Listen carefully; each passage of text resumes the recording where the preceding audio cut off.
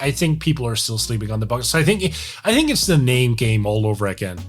Yeah. If you have LeBron on the roster, you're practically guaranteed a top 2 seed in most people's minds, which doesn't necessarily reflect reality anymore. That was true one time. I mean, at one point in time, but not necessarily anymore.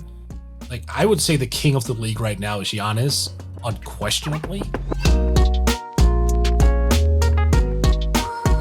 All right, so let's close things out more with the Milwaukee Bucks, the defending champion Milwaukee Bucks. The monkey is off their back. They, come back from being on death's door against Brooklyn, being down 2-0 in the finals to the Suns. Giannis, now is willing to be called MVP now that he's a champion.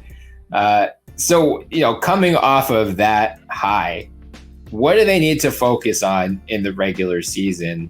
Or how do they maintain that level of intensity, knowing that they're like the Tyrese Maxey in Summer League, like a guy who's just too good for this.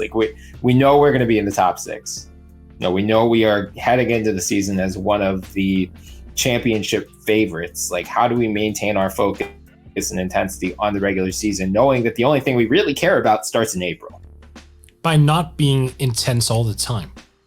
I think that's really important, because if you come out and you try to be intense in a midseason game against the Cleveland frickin' Cavaliers, you're just wasting time. That's not gonna help you anything at all.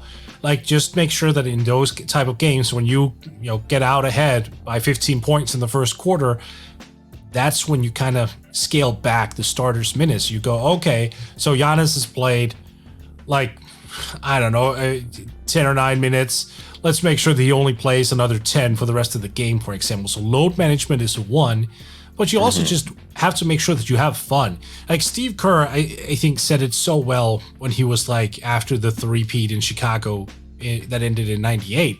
He was like, I was just completely fatigued. And then coincidentally, he won his 4th in a row with San Antonio in 99, but still, it was just that whole thing of going back to back to back with the same unit and all those things. I think it's just so important for the Bucks to enjoy it. Make sure that you have a lot of fun during this season, the regular season that is. Take games seriously, absolutely. And there are certain nights where you have to bring the intensity, for the regular season games against the Nets, against the Jazz, those type of games. Yeah, you bring the intensity. Then that's when you go back and think, all right, we're a championship team for a reason. Let's go get it. But you need to have fun. You need to be able to shut your brain off here and there, and also just kind of say to Giannis and say to Chris Middleton, say to Drew Holiday, guys, you're not going to play against this team. You're not going to play against Houston because it doesn't freaking matter. It's fine. Right. Sit down, go out, have a drink. It's on me. It's fine. Go take a road to Chicago and get a deep dish. It's fine. Just whatever. I think that's the approach moving forward. The worst thing you can do as a championship team is either burn out or go in too lazy. So it's a fine line to walk, to be sure. I'm not saying it's going to be an easy walk, but they have to figure it out. They have to figure out that balance, because they can't come in too intense and they can't come in, too lackadaisical. So it has to be a balance. And I think mapping it out before the season might actually benefit them. Yeah. And I think they just need to do what they did last regular season, where they weren't so concerned with every single game wins and losses, but they were willing to experiment a lot more than they had been in the previous 2 years. And they realized this might cost us a couple regular season games. Trying a zone defense for a quarter might cost us. It might backfire and we might lose this game because of it. But knowing that we have that in our back pocket going into the playoffs is so much more important than this random game against the Indiana Pacers. Right. Yeah. So I think that's really where they need to continue to build, because now they've had the experience of going through, winning a title, knowing how, your game plan is so variable from series to series. You have to change what you do from series to series. Maybe you can get away with Brook Lopez and drop coverage one series, but maybe Brook Lopez is going to get played off the floor and you have to rely on Bobby Portis. So let's let's make sure during the regular season we are trying lineups where Bobby Portis is the center, and we're playing him with all the other starters. So these guys get that experience of playing with one another. Let's try to figure out rotations that we think are going to translate to the playoffs. So we can get these guys experience and get these guys chemistry. And it's not like we are throwing together these lineups for the first time all season once we get down 2-0 in a series and we realize what we are doing isn't working. And, with a weapon like Giannis, it's so difficult, especially in the regular season, because like Giannis bulldoze your way to the rim is a strategy that's going to work 9 times out of 10, especially in the regular season. But as we've seen in the but as we've seen in the playoffs, there are ways to game plan around that. And having Chris Middleton and Drew Holiday proved to be the right counterpunch for that last year. But they've got to continue. Okay, like Giannis, we know if we need to, if we're really concerned about winning this game in the fourth quarter, we'll go back to the Giannis bulldozer mode.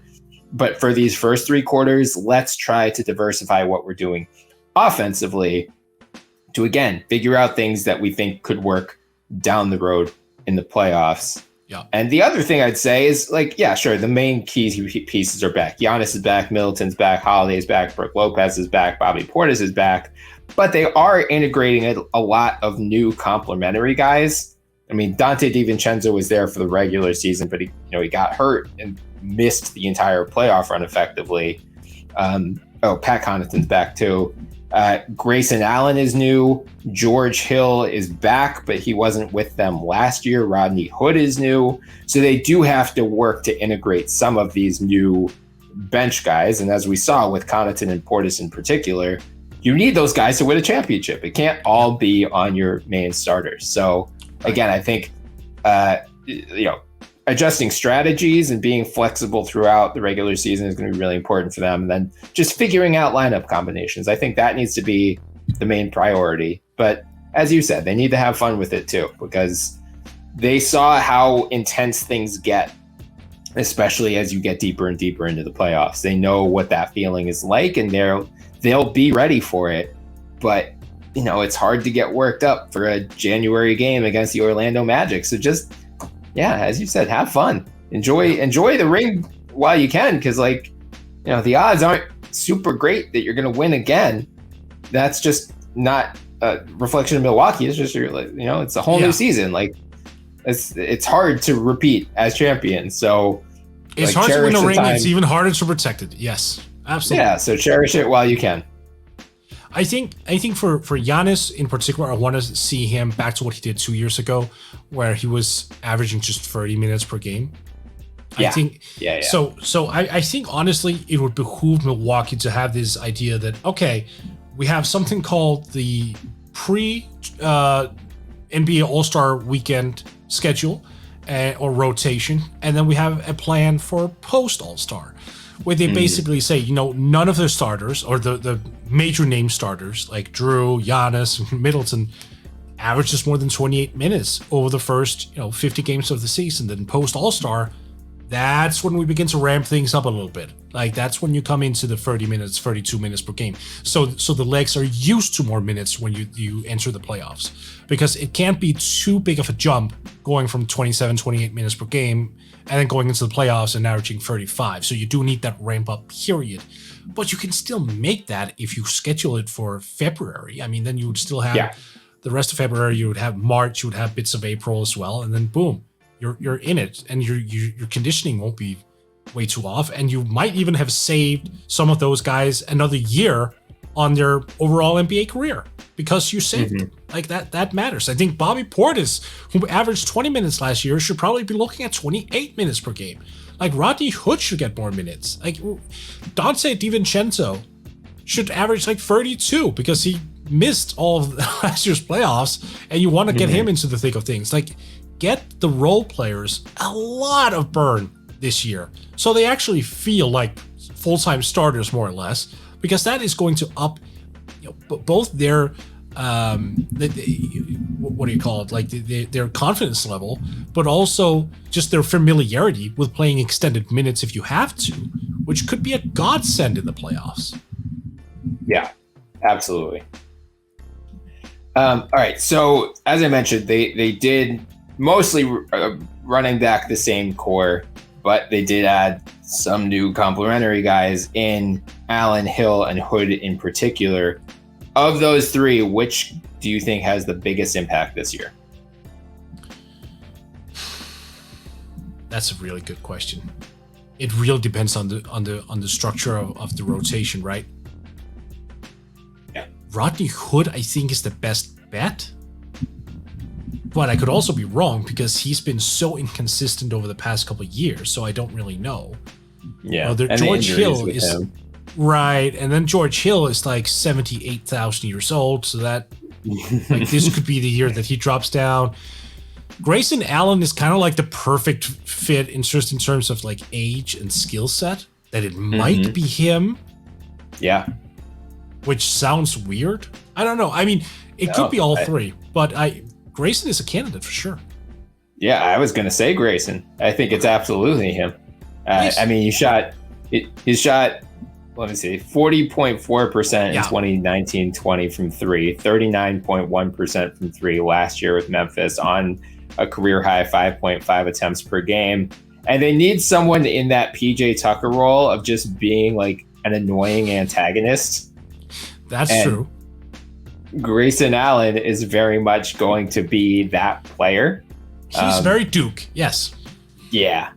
I guess the question is, as you said, how does the rotation shake out? Because, I'd say Dante, Pat Connaughton, and Grayson are all pretty clearly two guards. So can you play two of them together? Well, maybe. Pat can swing up to the three, I think. Yeah, I get like. He's so athletic. I guess you could do a George Hill, Grayson, Pat Connaughton, 1, 2, 3 coming off the bench. But then, like, what does Rodney Hood slide in at the 4, and then Bobby Portis is the 5? I guess that's possible. That'd be fun. I would actually like to see that. That's just like a pure flamethrower lineup. Yeah, it is. Zero defense except for Grayson, but. Well, and that's even like defense, That's just ripping guys over. Right.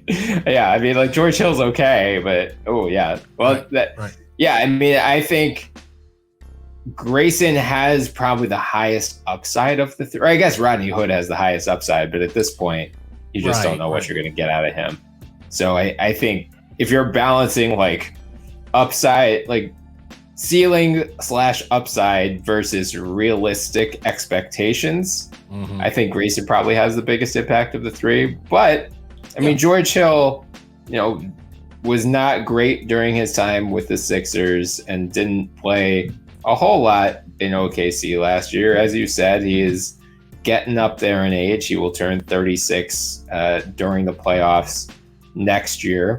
But I mean, he's a credible three-point shooter. He, led the NBA, shot 46.0% for deep with Milwaukee in the 2019-20 season. Right. And just having a credible backup point guard. I mean, they were relying on, Jeff Teague in the playoffs as their main backup point guard, which was a disaster. Yeah. So, and like DJ Augustine before the trade deadline. So I think George Hill will be an upgrade over both of those guys. I just don't expect him, like he's going to be basically like catch and shoot. Like I expect very few times will George Hill start and end a possession on offense by himself. I hope. Yeah, something would have gone wrong if we end up seeing that on a permanent basis for sure. Yeah. So going into the season, we've talked about this a lot this offseason. Brooklyn Nets are favorites at plus 210 to win the title. Los Angeles Lakers are plus 440. And the Bucks are third at plus 850. Do you think they're being disrespected? Yes. As the defending champions? Yes, not because of the defending champions. I think they're being disrespected by having the Lakers in front of them. Right? I mean, I get it in the sense that either the Nets or the Bucks won't even make the finals, and the Lakers don't have to go through either of those teams until they get to the finals. But I just think either of those teams would pretty handily beat the Lakers in the finals. Yeah. I think so too. I don't get it. I don't agree with it. I think people are still sleeping on the Bucks. I think it's the name game all over again. Yeah. If you have LeBron on the roster, you're practically guaranteed a top 2 seed in most people's minds, which doesn't necessarily reflect reality anymore. That was true one time. I mean, at one point in time, but not necessarily anymore. Like, I would say the king of the league right now is Giannis, unquestionably. Just in terms of impact, dominance. Like, he's the best player in the NBA. And he has a supporting cast alongside him that didn't experience ancient Greece, for example. Right. I think that helps. Yeah. I mean, the guy dropped a 50-pointer in a closeout game of the NBA Finals. Yeah. Like, I think, Giannis and KD are probably the two guys. Like, LeBron's up there as well still, for sure. But I just feel like the Lakers are so fragile. Like, their championship hopes are so dependent on LeBron and AD staying healthy. Hell, I mean, every title team, it's like if one of your 2 top guys gets hurt. But LeBron has missed considerable amount of time in 2 of the past 3 seasons. AD is just like, has he ever been fully healthy? No. Like, I think he came out of the womb with a sprained ankle. Like, it's just, he's always banged up to some extent. Giannis, meanwhile, like, looks like he tore his ACL and comes back 2 games later and plays every game in the finals and looks totally fine. Like, the guy is superhuman. Yeah. So, yeah, I mean, Brian, you do have to understand, though, that Talen Horton-Tucker is on the Lakers, and obviously he's a max player, right? Because that's right. That's what Lakers fans are telling us that he is. How could I forget? Yeah. Right. No, I just don't think the gap. Like, I think the Nets. I understand why they're the favorites going into the year. Like, the offensive upside.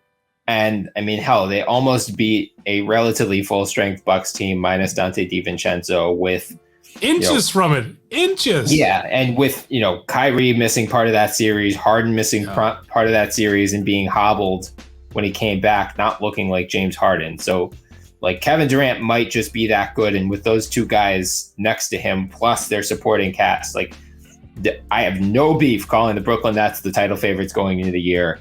But I do think the margin between them and the Bucks is closer than what the odds currently reflect. Like, I do think the Bucks, once again, are the team best equipped to beat them in a 7-game series.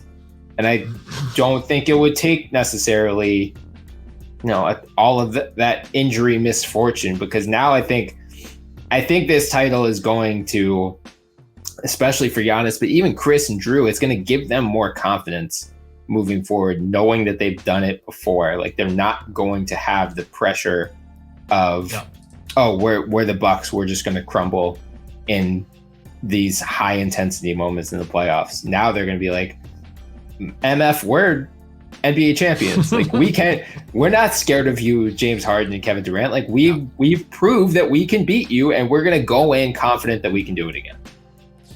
That was always Shaq's thing. After they won number 1 in Los Angeles, that was like, after that first one, no problem. Like, that the confidence just kind of rode us from there. That the getting off that mental hurdle on number 1, that does it. Like, and now they had that one off. I will say this, which could be an interesting subplot. So Chris Middleton is only 30. Like, there's still significant time left in his prime. And I wouldn't be shocked to see him play like one of the best years of his career this year as well. Like, he seems to still be the forgotten man, right? And I mean, hell, like, Drew Holiday, played well last year in his first year with the team. Now he's had a full year of experience with these guys. God willing, he's not going to shoot as poorly in the playoffs as he did last year. Like, the Bucks still have a lot of room for growth as well. Like, I think they are a better team this year than they were last year, health permitting.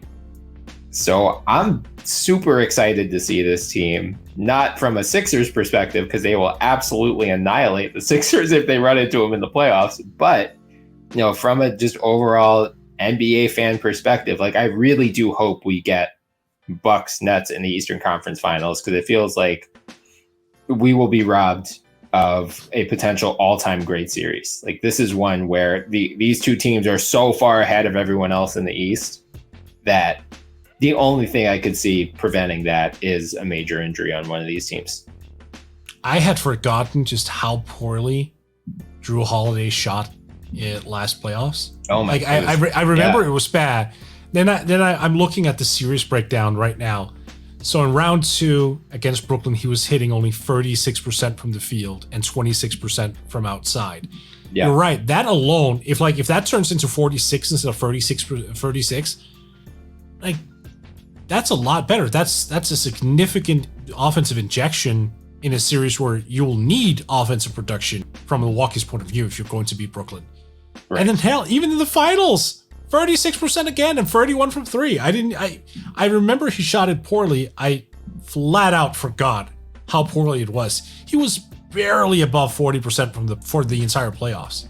Yeah. I mean, Nets fans would counter, like Joe Harris isn't going to shoot 32.7 from 3 like he did in that Milwaukee series too. Right. That's a very fair rebuttal. Yeah. Yes, there is positive regression to the mean for both teams. That could still happen.